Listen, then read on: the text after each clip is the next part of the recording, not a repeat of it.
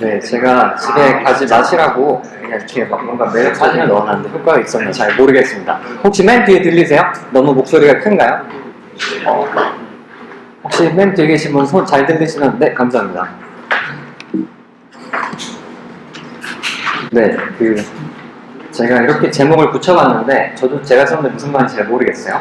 근데 제가 여기 오른쪽 위에 보시면 bit.ly하고 toand 어쩌고 하는 주소가 있는데 이제 9점 글이 이제 뭐 잘 서비스를 이제 뭐 어쩌고 한다고 하더라고요. 그래서 다른 걸 써가지고 그다음 저는 이름은 박훈이고요. 그다음 제플이라는 회사에서 저 노란색 이제 아이디로 열심히 이제 살아가고 있습니다. 근데 제가 이 되게 웅장한 걸 써놓은 유일한 이유는 이게 첫 페이지잖아요. 근데 이게 한글 폰트가 깨집니다. 핸드폰에서 보시면. 그래서 만약에 뭐 되게 좋은 경험이 되셔서 만약에 공유하실 경우에는 이 크롬 플러그인 show as is라는 게 있거든요. 그래서 쓰시면 되고요. 제가 모든 방법을 다 동원했는데 실패했어요. 한글을 안 깨지게 하는 게. 네. 그래서 제 소개를 약간 하면 저는 아파치 커미터였는데 회사 일이 바빠서 1년째 거의 못하고 있고요. 지금 0.8을 쓰고 계시면 제가 만든 뭐 기능 또는 버그가 아마 마주치실 수 있을 겁니다. 그다음 저는 제플이라는 회사에서 백엔드 또는 인프라를 하고 있고요. 고래는 좋아하는데 아직 프로덕션은 못 써봤어요. 밑에는 제가 좋아하는 툴들을 관심 있는 거 써보고 싶었던 것들 넣어놨고 네 그렇습니다. 네 그래서 이게 아마 한국어로 된 정확한 첫 번째 페이지가 될 거예요. AWS 또는 클라우드 위에 올라간 모든 걸 머리부터 발끝까지 다 컨트롤 C, V 하는 거예요. 아마 이제 궁금한 게 생기실 거예요. 너네는 왜 그런 거야? 그래서 제가 하나씩 제약 조건 또는 요구사항 같은 거 하나씩 설명을 드리겠습니다.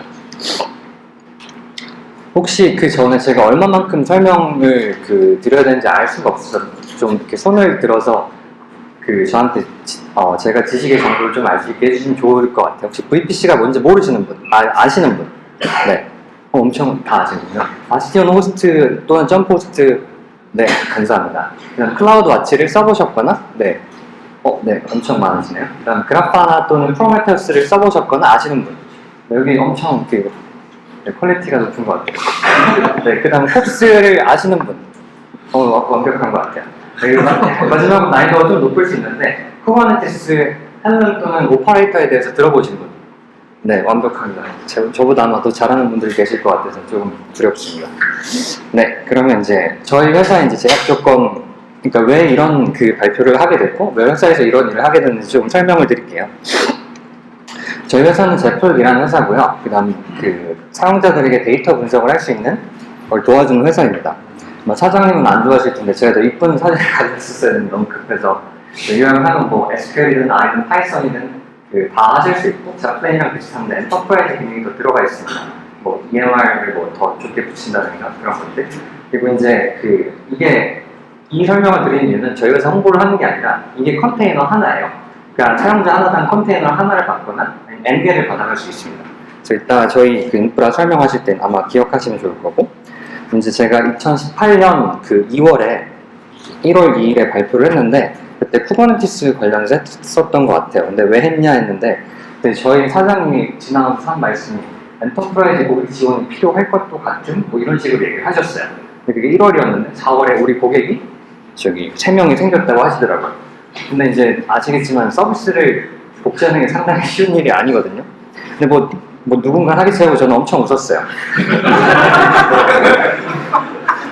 근데 이제 회사에 아시다시피 저희는 10명 정도의 스타트업이라서 할 사람이 많이 없거든요.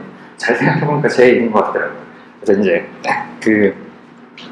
이제 일을 하게 됐죠. 근데 이제 정신을 차리고 잘 생각해보니까 어쨌든 이제 고객이 있고 일을 해야 되잖아요. 그래서 저희 인프라스트럭처를 한번 봤습니다. 간단히 설명드리면 아마 대부분 쓰고 계신 거하고 다 비슷할 거예요. 여기 프라이빗 네트워크 VPC가 아마존 위에 있고 일단 바스티온 호스트를 통해서 뒷단에 더 중요한 서버들에 접근을 하게 되고요. 그 다음에 이제 조금 더 설명을 드리면 여기 색깔 있는 친구들 일라스틱 캐시나 RDS나 일라스틱 서치는 다 매니지드 서비스입니다. 아마존이 제공해주는 거고 그 다음 제공 안 해주는데 저희가 직접 따라서 쓰는 건 주키퍼랑 카우치DB라고 아마 NoSQL 같은 건데 네, 그런 게 있습니다. 그리고 이제 저희 사용자 애플리케이션 컨테이너 말고 그다음 저희가 서빙하는 서비스 애플리케이션들은 다 컨테이너화 되어서 저기 이 쿠버네티스 클러스터에서 돌고 있고요. 그다음 아까 전에 보셨던 그 테이지 있잖아요. 제가 그게 컨테이너 하나라고 말씀드렸는데 이게 뭐 레거시 등등의 이유로 ECS 컨테이너에서 하나씩 뜨고 있습니다. 그래서 기본적으로는 이렇게 생겼습니다. 그렇게 특별할 건 없고요.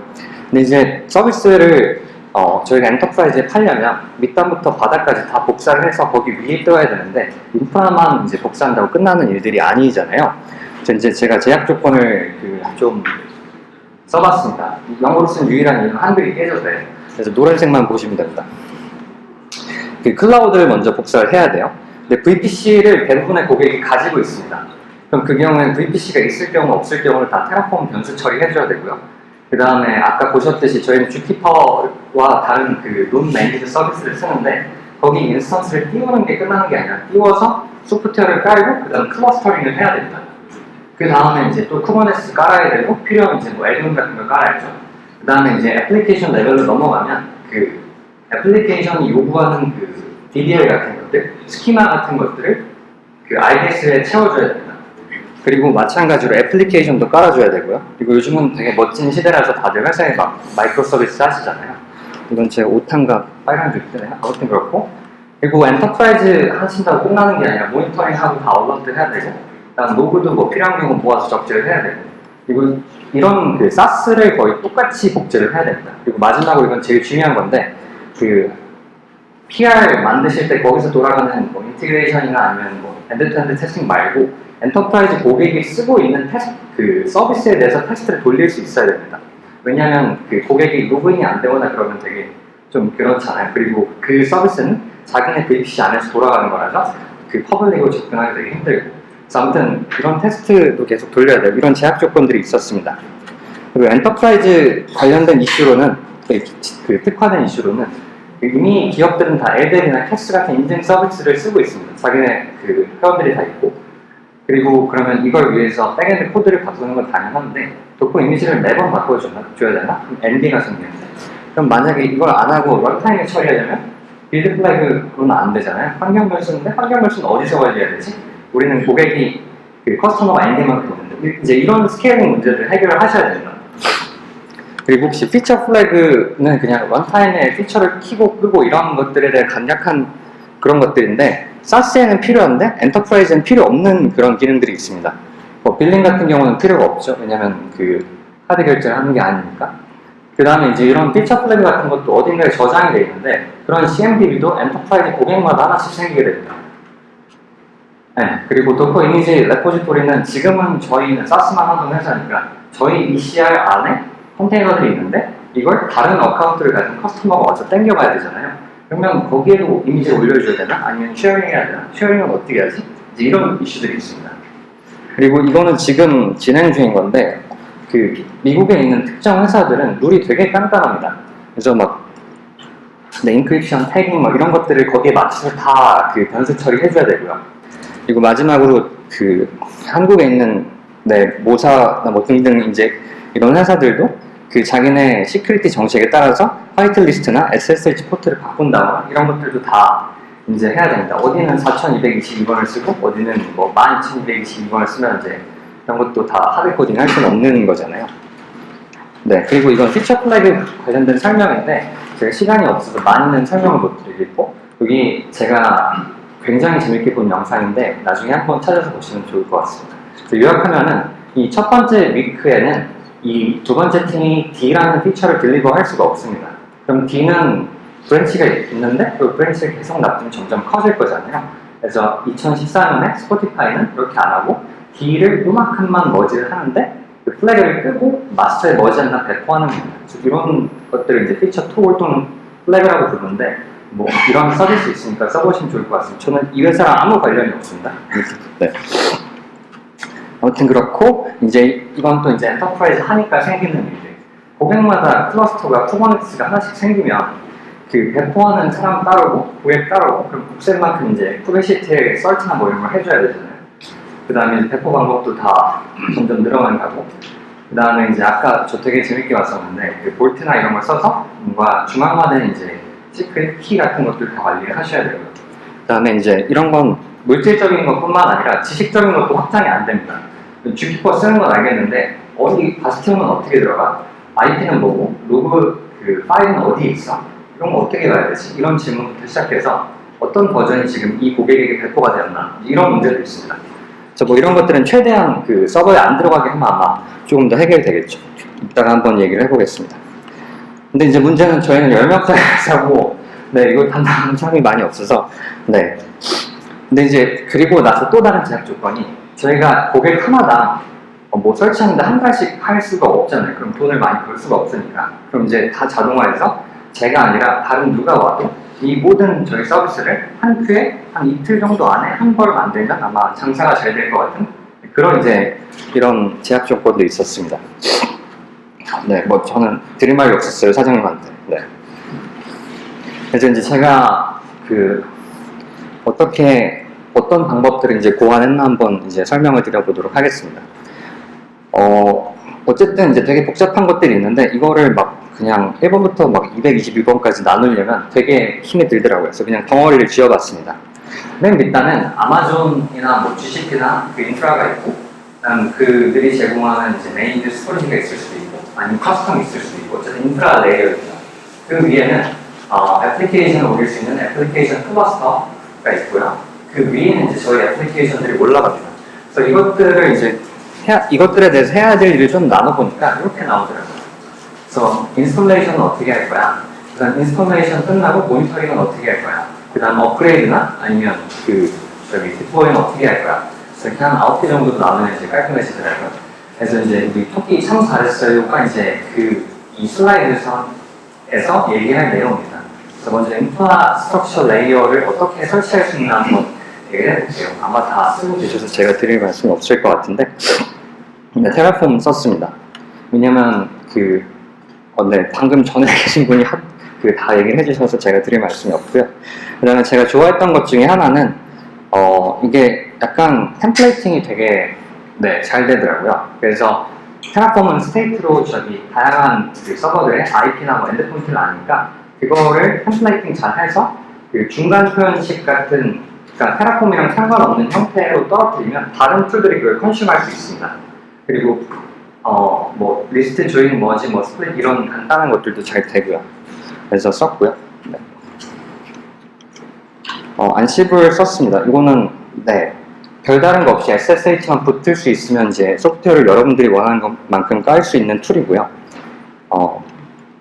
그래서 원래 데모를 보여드리려고 했는데 제가 너무 많은 말을 해야 될 것 같아서 간단히만 보여드릴게요. 이게 이런 레포지토리가 있는데 가시면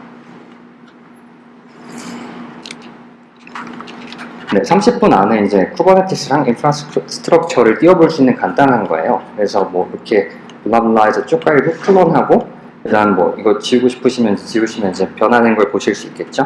그리고 키를 이제 넣고, 그 다음에 이제 뭐 많은 권한이 좀 필요해서 큰 걸 주시면 좋을 것 같고, 그리고 마지막으로 SSH 키를 이제 인스턴스 만들려면 넣어줘야 되잖아요. 그래서 이렇게 간단히 만드실 수 있습니다.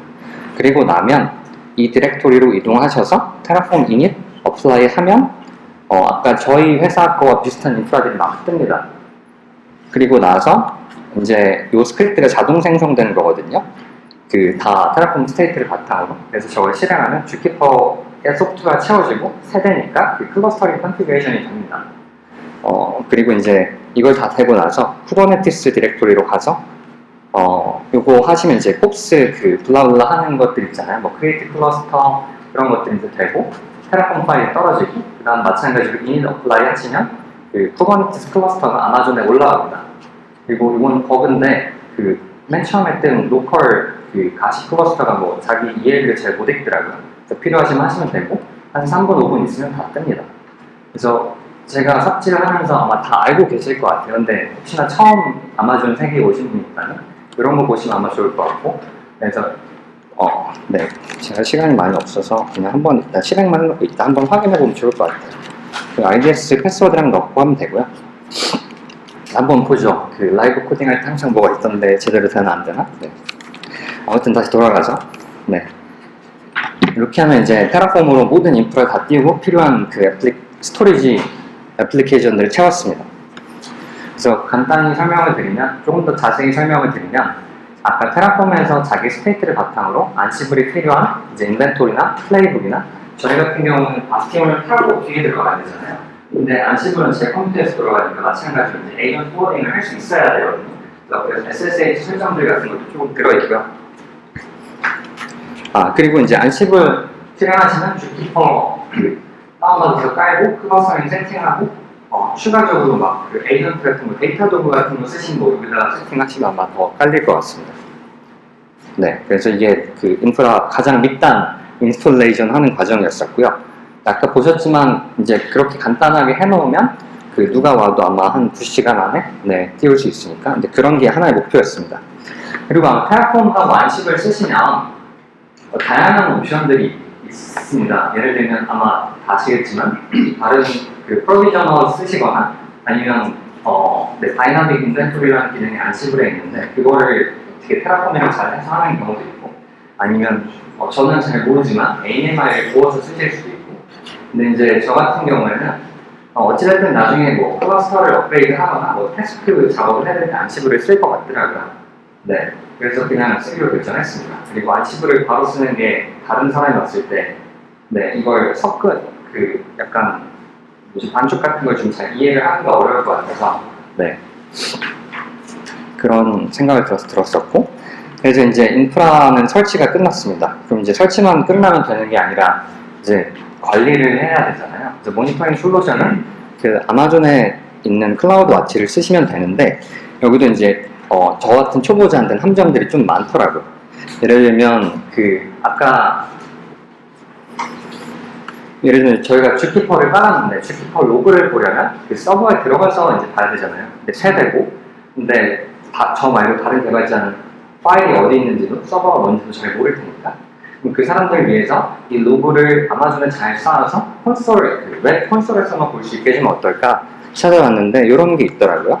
AWS 로그 에이전트가. 그래서 이걸 쓰시면 되는데 저는 버튼 누르면 옵션 키면 되는 건 줄 알았어요. 근데 그런 게 아니라 얘를 깔려면 유저 데이터 그 부트스트랩 액션에 넣어주셔야 됩니다. 그래서 근데 이건 또 그 머신 타입 센토스나 아마존 리눅스나 그런 거에 따라 조금씩 다르거든요. 그래서 이제 하시면 될 것 같습니다. 그래서 이제 저희가 머신을 되게 많이 띄우잖아요. 아까 보셨지만 주키퍼도 뜨고 ECS도 뜨고 뭐 카우치도 뜨고 쿠버네티스 뜨고 그래서 이런 것들마다 중요하다고 생각하시는 것들을 모으시면 될 것 같은데 근데 여기도 좀 한정이 있는 게 이 에이전트가 자기가 로그를 보내려면 그 머신에 롤이 있어야 됩니다. 그 머신의 롤이 크리에이트 로그 그룹이라는 게 있어요. 그래서 이것들을 만들게 되는데 디폴트로 걔들이 만드는 건 이 유지 기간이 0원입니다. 그래서 직접 그냥 테라폼으로 이렇게 만드신 다음에 리텐션 데이를 7 뭐 적게 주시고 만드시려는 인스턴스에서 디펜존 하시면 요거 한 다음에 저거 하니까 영원히 저장하지 않게 되죠. 이렇게 쓰시면 될 것 같고 그리고 이것도 함정이 좀 있는데 EC2는 기본적으로 키면은 막 모니터링 되게 좋은 것들을 이제 멋있게 주잖아요. 근데 제일 중요한 걸 안 주더라고요. 메모리랑 디스크. 왜냐하면 CPU는 뭐 느리면 느린 건데 메모리가 모자라면 이제 되게 무서운 일들이 발생하잖아요. 뭐 돌아가고 있는 게 꺼지고 디스크가 모자라면 마찬가지로. 그래서 근데 이걸 하려면 아마존에서 권장하는 방법 같았는데 이런 게 있더라고요. AWS 스크립트본 이렇게 시스템마다 이렇게 까는 방법이 조금씩 다른데 이걸 하셔서 까시면 이제 디스크랑 메모리 매트릭을 수집하실 수 있습니다. 마찬가지로 이제 유저 데이터에 하셔도 되고 아니면 나중에 이제 안시블에서 하셔도 되는데 저는 이걸 권장드립니다. 그러면 이제 여기 오른쪽에 보시는 것처럼 이건 제가 샘플도 만들어 본 거예요. 만약에 깃허브라는 회사가 있고 뭐 1AMD라는 프로젝트가 있는데 주키퍼가 떴는데 기본적으로는 여기 이런 CPU 유틸라이제이션밖에 없습니다. 아니면 이제 이런 것들을 커스텀 매트릭들을 까시면 디스크나 메모리 같은 것들을 보실 수가 있고요. 요거는 이제 더 함정이 있는데 이렇게 갈수록 이게 좀 더 어려워지는 거예요. 저 같은 초보자들한테는. 마찬가지로 이것도 오토 스케일링 그룹도 EC2가 뜨는 건데 좀 더 자동으로 뜨잖아요. 그래서 이게 좀 잘 안 되는 거예요. 자동으로 떠서 얘들도 마찬가지로 메모리 매트릭이 안 줍니다. 그래서 앞에서 했던 거 플러스 좀 더 해야 됩니다. 근데 이제 재밌는 거는 오토 스케일링 그룹은 평균 CPU 매트릭을 줘요. 이게 모르겠어요. 저한테 무슨 얘기가 있을지 잘 모르겠는데 왜냐면 하나가 넘치면 뭐 밸런싱이 안 된다든지 그런 문제가 있을 것 같은데 이거는 뭐 용도가 있겠죠. 제가 잘 모르는. 그 다음에 이제 문제는 오토 스케일링 그룹은 잘 아시겠지만 인스턴스가 늘어나거나 줄어들 수가 있습니다. 그 아까 전에 봤던 주기퍼 3개처럼 고정되어 있는 게 아니잖아요. 그래서 이 오토 스케일링 그룹이 뭐 3개가 4개가 되면 이 이벤트를 받아서 저희가 원하는 커스텀 매트릭을 로직을 통해서 그 얼럿을 등록해줘야 됩니다. 다시 요약을 해드리면 이거 메모리나 디스크는 유저 데이터에서 당연히 이제 에이전트를 인스톨 할 수 있죠. 에이전트는 인스톨이 되고 데이터는 아마존으로 날아가는데 얼럿은 생기지 않습니다. 왜냐면 얼럿은 저희가 등록해줘야 되는 거예요. 클라우드 와치에서. 그래서 저 같은 경우는 뭐 다양한 방법이 있을 것 같은데 람다를 썼고요. 그래서 ASG 이벤트라는 그 아마존의 이벤트가 있는데 소스가 되게 여러 개가 있어요. 그 중에 오토 스케일링 그룹에서 그 인스턴스 추가 또는 스케일 다운을 받아서 SNS를 보내고 그 SNS에서 람다가 받아서 클라우드 JPEG을 쏘고 그런 것들을 간단하게 해봤습니다. 이렇게 해서 왼쪽 아래에 있는 게 이제 이벤트고요. 그 뒤에 계시는 분들이 잘 안 보일까봐 좀 키워볼게요. 그래서 그 홉스에서 만든 노드가 하나가 추가가 됐는데 이제 거기다가도 마찬가지로 커스텀 매트릭 디스크나 메모리를 넣어줘야 되잖아요. 그래서 이게 뒤에 있네요. 그래서 디스크 유틸라이제이션이랑 메모리 유틸라이제이션을 넣어준 겁니다. 이게 뭐 다른 툴들도 쓰실 수 있는데 저 같은 경우는 인프라 레이어의 모니터링은 다 그 클라우드에서 하는 게 목표였어요. 그렇게 하시면 되고 그 다음에 이제 이건 테라폼으로 어떻게 하시는지인데 아마 다 금방 하실 수 있으실 거예요. 여기 이벤트 소스 중에 오토 스케일링이 있는데 그 중에 인스턴스 런치와 터미네이트를 받아서 람다로 그 SNS를 구독하시면 됩니다. 그래서 이건 사진인데 모르겠어요. 이걸 넣을 땐 아마 멋있게 보이고 싶었나 봐요. 잘 모르겠습니다. 그 다음 ECS도 마찬가지로 이것도 이제 좀 그런데 ECS도 마찬가지로 오토 스케일링 그룹 기반으로 뜨는 거잖아요. 근데 ECS를 쓰시는 분들은 아마 아시겠지만 잘 보시면 ECS는 호스트 머신에 디스크가 있고 컨테이너들에게 나눠지는 로지컬 볼륨이라는 게 있습니다. 근데 이 값은 디폴트가 10기가인데 뭐 커스텀 주고 싶으면 20기가 줄 수 있어요. 근데 이것도 마찬가지로 모니터링 하시려면 커스텀 매트릭 아마존 주는 거 말고 로지컬 볼륨을 따로 하실 수 있는 게 있는데 이런 디테일 나중에 따로 적어 놓겠습니다. 그래서 아무튼 ECS도 모니터링 하시려면 이런 거 하셔야 되고 그리고 이제 ECS는 오토 스케일링에서 인스턴스가 추가된다고 해서 ECS에서 바로 쓸 수 있는 게 아닙니다. 근데 저희 같은 경우는 ECS를 바로 사용자에게 제공하잖아요. 그래서 그 텀 같은 게 너무 길면 안 됐어요. 그래서 ECS가 ASD에서 인스턴스가 추가된 건 알겠는데 ECS를 사용 가능한가? 이제 그런 것들을 확인하시려면 ECS 이벤트를 잡으셔서 마찬가지로 처리를 하셔야 됩니다. 그리고 이거는 그냥 제가 겪은 일인데 전 잘 몰랐었거든요. 그 ECS에서는 클러스터 매트릭이 4개가 있습니다. 여기 오른쪽에 보시면 유틸라이제이션이랑 그다음 리저베이션이라고 예약이 있는데 유틸라이제이션은 CPU가 남으면 아깝잖아요. 그래서 더 높아질 수 있습니다. 컨테이너 개수와 상관없이 옵션이 아마 있을 것 같아요. 아무튼 요걸로 이제 그 클라우드 와치 스케일링 업 다운 그 폴리시를 잡으셔야 되고요. 그다음 마찬가지로 이것도 필요하시면 그 모니터링 로그를 다 클라우드 로그 그룹으로 보내시면 됩니다. 그다음에 이제 이건 좀 어렵다기보다는 아마존이 지원 안 해주는데 해야 되는 것들 중에 하나인데요. ECS도 마찬가지로 쿠버네티스랑 마찬가지로 호스트 머신들이 있습니다. 근데 호스트 머신이 추가가 되면 저희 사용자가 컨테이너를 요청하면 여기에는 이미지가 없으니까 이미지를 다운받는 동안 사용자는 이제 아무것도 못 봅니다. 그래서 차라리 그러지 말고 ECS 호스트가 추가되면 이벤트를 받아서 그 호스트에 미리 웜업 이미지를 패칭하는 패스키를 넣자 이런 얘기를 해야 되거든요. 근데 그런 걸 하시려면 조금 쉽지는 않은데 이 ECS 태스크 그 라이프 사이클이랑 이벤트가 있습니다. 이걸 받아서 이제 하시면 되는데 아마 대부분의 경우에는 다 관련이 없으실 것 같아서 그냥 패스하겠습니다. 마찬가지로 쿠버네티스도 똑같이 해주셔야 되고요. 왜냐면 안 그러면 안 되니까. 그다음 이제 매니지 스토리지 이런 것들은 이제 커스텀 매트릭이 좀 더 있습니다. 예를 들면 일라스틱 서치 같은 경우에는 JVM 프레셔나 일라스틱 캐시 같은 경우는 전체 키게스, 캐시트 이런 것들이 있고요. 그래서 그것들을 따로 잡아주시면 좋고 이 친구들은 추가적으로 로그들이 좀 더 남습니다. 예를 들면 슬로우 컬이나 슬로우 인덱스 이런 것들이 있고요. 잡아서 필요하시면 넣으시면 되고 네, 제가 말이 빠른 이유는 아직도 뒤에 내용이 많아서입니다.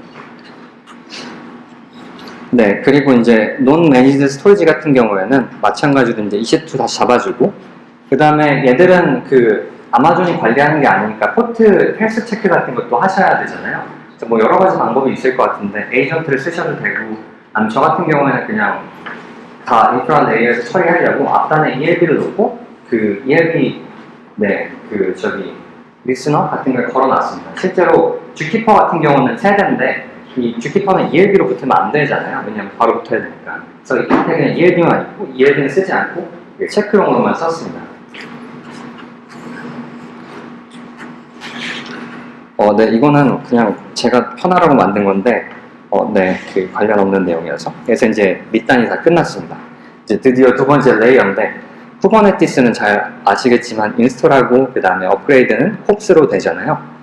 저희 희망사항 중에 하나는 이제 아마존 EKS가 빨리 나오고 홉스에 있는 모든 옵션을 다 커버해서 제가 이런 일 하지 않게 해주는 게 목표인데, 아쉽게도 도쿄나 서울이나 이런 곳엔 EKS가 안 나왔습니다. 그리고 전 안 써봤는데 아마 옵션도 좀 많이 부족할 거라고 예상을 하고 있어요. 그래서 어쨌든 지금 현실에서는 홉스를 써야 되는데, 홉스를 써보신 분들은 아시겠지만 홉스 업데이트, 클러스터 이런 커맨드를 치면 로컬에 있는 파일을 수정하는 게 아니라 S3에 있는 버켓에 붙어서 수정하고 거기다 라이트합니다. 근데 그런 사용자 인풋을 받아야 되는 거면 사실 이게 스크립트화하기가 쉽지가 않죠. 그래서 이제 홉스의 아주 깊은 곳에 숨겨진 도큐멘테이션을 보시면 홉스 리플레이스라는 커맨드가 있습니다. 그러면 테라폼으로 홉스 이런 YML을 템플레이팅 하시고 브리티시나 블라블라 다 템플레이팅 하시고 홉스 리플레이스 커맨드를 치시면 S3를 직접 수정하시지 않고 하실 수 있습니다. 네, 그래서 요약을 하면 테라폼이 이 홉스 매니페스트를 만들고 그 다음에 이제 테라폼 파일 떨어진 거를 실행하시면 되는 구조입니다. 이건 다 잘 아실 것 같아서 패스하겠습니다. 네, 그래서 제가 한 번씩 다들 해보시라고 만든 레포지토리에 가면 여기 구조가 아까 보셨지만 위에 두 개가 있습니다. 하나는 루트 인프라고, 그래서 방금 저희가 전까지 했던 거 다 들어있고, 여기 인프라라는 디렉토리에 보시면 모듈 홉스라는 게 있습니다. 얘가 하는 일은 제가 하도 말씀해서 기억이 안 나는데, 여기 보시면 매니페스트가 이름이 템플레이트로 시작하잖아요. 이제 이런 값들을 테라폼으로부터 받아서 채워넣고 나중에 실제 홉스가 쓸 수 있는 파일을 이제 먹여내면 이렇게 다 스크립트화를 할 수 있겠죠. 그래서 이렇게 하시면 됩니다. 네, 그래서 그리고 아까 제가 깜빡했는데 쿠버네티스에 이제 마찬가지로 커스텀 매트릭 모니터링 에이전트나 데이터 도구 같은 걸 넣으시려면 유저 데이터 같은 것들을 이제 쓰셔야 되잖아요. 근데 콥스가 만들어주는 거고 나는 유저 데이터 필드를 본 적이 없는데 하시면 콥스 여기 매니페스트 필드에 보시면 애디셔널 유저 데이터라고 있습니다. 그래서 여기다가 이제 하시면 되고요. 이건 아마 샘플이 아마존 클라우드와 측의 모니터링 에이전트 아마 하는 것 같아요. 마찬가지로 전에 레포지토리 여기 있으니까 잘 쓰시면 될 것 같습니다.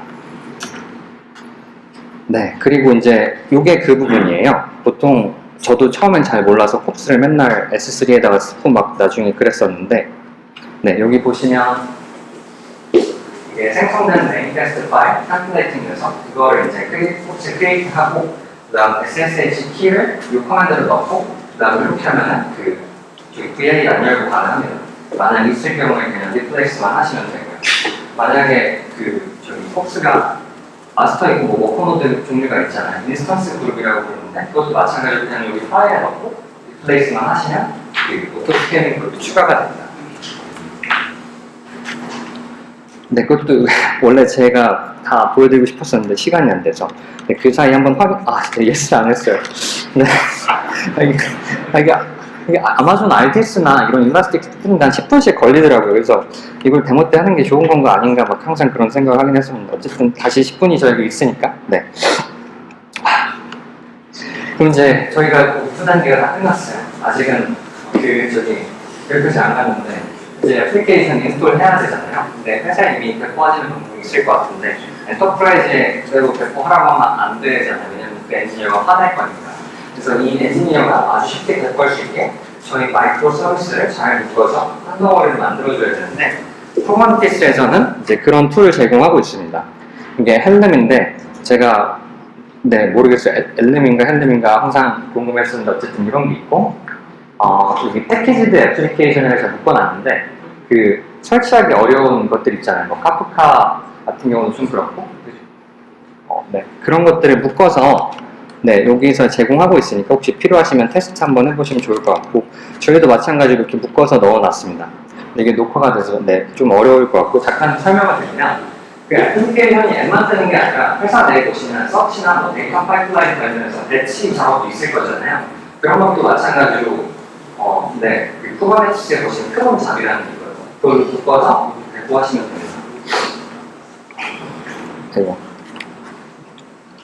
데모 헬름인데 저희 회사 애플리케이션을 보여드리기 좀 어려울 것 같고 제가 그냥 쓰는 것 중에 EFK나 뭐 대시보드나 인그레스, 엔진엑스 엔드포인트나 뭐 프로메테우스 이런 게 있어서 보여드릴 수 있을 것 같아요. 그래서 어렵지가 근데 그 전에 제가 깜빡했는데 좀 더 설명을 드리면 애플리케이션 까는데 사실은 이슈가 엄청 많거든요. 왜냐면 항상 기계는 문제가 없지만 사람이 문제가 있잖아요. 근데 이제 애플리케이션은 사람이 만든 거니까 이게 잘 안 커지네. 그냥 설명하겠습니다. 요거 중간 표현식은 아까 설명을 드렸는데 만약에 테라폼이 헬름 템플레이트를 찍어내면 이게 좀 개발도 힘들고 디버깅도 힘듭니다. 그래서 중간 표현식 같은 예를 들면 여기서 보시는 거 이제 YAL인데 테라폼 정보를 가지고 이런 파일을 하나 만드는 거예요. 레포지토리는 어디고 그다음 뭐 couchDB URL은 뭐고 EMBDNS는 뭐고 이런 걸 만들어 보시면 나중에 다른 뭐 스크립트를 쓰시든 파이썬을 쓰시든 어쨌든 다른 엔지니어가 이 정보를 테라폼 안 건드리고 쓰기 되게 편합니다. 이렇게 중간 관계를 주시면 좀 더 편하고요. 그럼 마찬가지로 이걸 바탕으로 헬름 템플레이트에 들어간 밸류들 있잖아요. 애플리케이션이 couch EA를 요구하는데 이 파일 이거다 괜찮으면 되겠죠. 테라폼 리모트 스테이트는 뭐 아니고 그리고 이제 애플리케이션 배포를 하셔야 되면 우리가 모든 걸 동시에 이해했는데 막 배포를 하진 않잖아요. 순차적으로 해야 돼서 어쨌든 버전을 기록해야 되는데 저희 같은 경우는 여기가 힘이 안 나와서 그냥 엔터프라이즈 모델마다 따로 제이슨 파일이 있습니다. 근데 대신에 애플리케이션이 막 5개인데 버전이 막 컴퓨터 들어가면 되게 관리가 힘들잖아요. 글로벌 버전이랑 따로 노상 아마 있으실 것 같은데 그런 걸 배포하고 있습니다. 오른쪽에 보시면 좀 키우면 사이즈가 프로덕션 배포할 때 여기 G11이라는 게 글로벌 버전이거든요. 그래서 이거 따라 배포하면 되고 이건 제가 뭔가 처리 안 보이게끔 처리하는 것 같아요. 이렇게 배포를 하고 있습니다. 그 다음에 저희 마찬가지로 열명이니까 DBA가 없습니다. 그래서 DB 스키마를 바꿔야 되는데 그래서 애플리케이션이 할 수 있게끔 한 툴들이 되게 많은데 그 중에 하나가 플라이웨이고 하나가 리퀴베이스입니다. 장단이 있긴 한데 어쨌든 저희는 플라이웨이를 쓰고 있고요. 그러면 애플리케이션이 스프링 같은 것들이 플라이웨이 스크립트를 들고 올라가는데 이제 여기서부터 이제 문제가 생깁니다.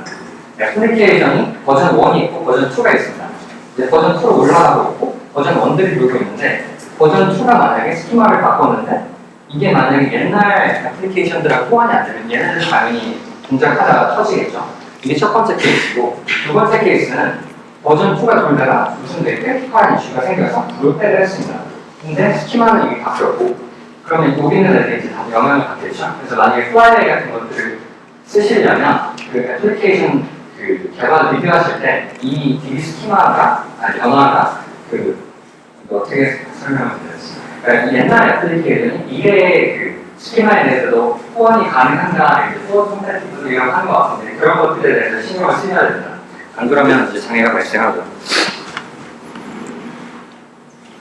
제가 한 5분 정도 남은 것 같은데 이제 거의 다 왔어요. 그래서 이제 애플리케이션도 모니터링 해야 되는데 이것도 뭐 다양한 방법들이 있을 것 같은데 이제 트래픽이 크지 않은 상황에서는 이 프로메테우스를 쓸 수 있을 것 같더라고요. 얘들은 프로메테우스 오퍼레이터라는 게 있어서 헬름 차트로 그냥 깔면 다 깔립니다. 프로덕션 레디인지는 알 수 없는데 어쨌든 저희 같은 경우는 되게 급하고 애플리케이션을 봐야 되는데 이걸 한 땀 한 땀 쓸 수가 없어서 쓰고 있고요. 그래서 밑에처럼 그 한 3줄 하시면 깔립니다. 그 가지고 계신 쿠버네티스에 이렇게 복잡한 것들이 금방 깔리고요. 그래서 이제 이 프로메테우스 동작 관련된 건데, 프로메테우스 오퍼레이터라는 게 이제 있고요. 얘가 이제 이것들을 관리하고 합니다. 근데 이제 문제는 서비스나 아니면 다른 쿠버네티스에 올라갈 스토리지 같은 거를 이제 모니터링 하셔야 되잖아요. 그래서 그런 것들을 하는 대상을 서비스 모니터라고 부릅니다. 그래서 대체랑 좀 더 설명을 드리면, 네. 근데 이제 프로메테우스 오퍼레이터를 그냥 쓸 수가 없거든요. 왜냐하면 이제 여기가 이제 그런 이슈들인데, 일단 기본적으로 스토리지가 다시 실행하면 이제 날아갈 수 있잖아요. 그래서 항상 획당 닫아서 써야 되는데, 네. 이제 그것도 PVC 요청을 해야 쿠버네티스의 퍼시스턴트 볼륨 클레임이라고 해서 볼륨을 이제 그 밑에 깔린 클라우드 벤더, 아마존 같은 경우는 EBS겠죠. 그래서 그 요청을 하는 게 있습니다. 그래서 그런 것들 세팅을 해주셔야 되는데, 네, 오른쪽인 것 같아요. 그래서 뭐 GP2 타입으로 20기가 라고 한 거고요. 근데 이제 문제는 이게 만약에 스테이트리스 애플리케이션이면 세 개가 있는데, 서로 다른 볼륨을 받아가면 이제 이 컨시스턴시가 깨지잖아요. 그래서 이 레플리카 숫자가 1보다 크실 때는 NFS 같은 걸 쓰셔야 됩니다. 아마존은 네, EFS인가 이런 거 같은데 안 써봐서 잘 모르겠습니다. 저희는 트래픽이 안 많아서 1로 쓰고 있고요. 그 다음에 이제 다시 돌아가서 이게 왼쪽에 있는 게 서비스 그 모니터링 대상입니다. 그럼 얘들에 대해서 이제 모니터링을 하려면 그 프로토콜이 맞아야 되잖아요. 그래서 프로메테우스에서는 익스포터라는 개념이 있습니다. 그래서 예를 들어서 저희가 G키퍼고, 그럼 G키퍼용 익스포터를 하고 끼우시면 그때 이제 프로메테우스를 긁어갈 수 있습니다. 왜냐면 프로메테우스가 G키퍼를 바로 안으면 좀 이렇게 개수가 너무 많기 힘들잖아요. 그래서 익스포터를 끼우셔야 되는데, 그것도 마찬가지로 이제 설정해놓고 한 번에 다 뛰게 되니까 네, 이런 옵션들이 있으시고요. 그 다음에 그래파나 같은 거 쓰시면 임포트나 익스포트가 네, 런타임 옵션으로 이렇게 없습니다. 그래서 위즈라는 툴을 또 따로 쓰셔서 파일에 저장하고 하셔야 되고, 네, 뭐 이런 이슈들이 있는데 제가 시간이 많이 없어서, 네. 그래서 이제 저희가 못한 건데 해야 되는 것 중에 하나는 쿠버네티스 클러스터가 5개인데, 그거를 막 사람이 한 사람 한 컨텍스트 체인 쿠버네티스 컨텍스트를 갖고 가면서 이제 변경을 하기 되게 힘들더라고요. 그래서 이제 뭔가 중앙화된 툴 같은 걸 써야 되는데 뭐 이런 좋은 게 있었던 것 같습니다. 그래서 지금 보고 있고요. 근데 쓰기가 되게 어렵더라고요. 이거를 파이프라인 다 만들어야 되는데 파이프라인 만드는 건 아무 상관이 없는데 그게 어딘가에 파일로 남아야 돼요. 그래서 다음 엔터프라이즈 고객한테 들어가야 되잖아요. 그럼 뭐 JSON API를 쓰면 뭘 해야 되는데 그게 너무 힘들더라고요. 그래서 아직 하고 있고, 네, 뭐 이렇게 좋은 UI였던 것 같아요. 그래서 여기 오른쪽 아래가 제가 엊그제인가 해본 건데, 여기 보시면 데브 클러스터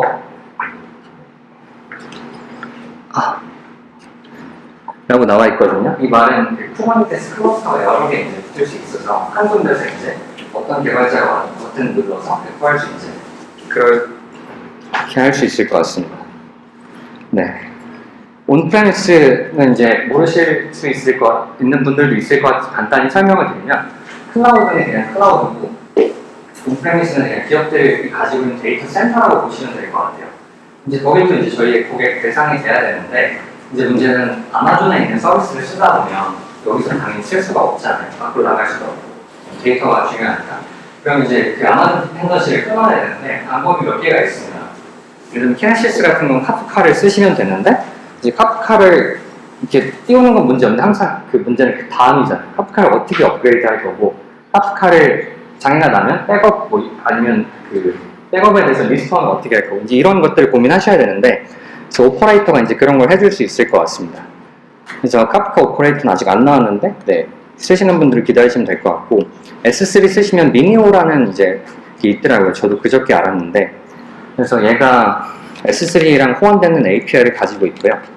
그다음 이런 데서 이제 네, 들어갈 수 있는데 쿠버네티스 위에서 뜰 수 있으니까 이제 S3를 제거하고 쿠버네티스 위에서 이 미니오를 띄워서 나중에 온프렘 고객은 똑같은 API로 쓸 수 있겠죠.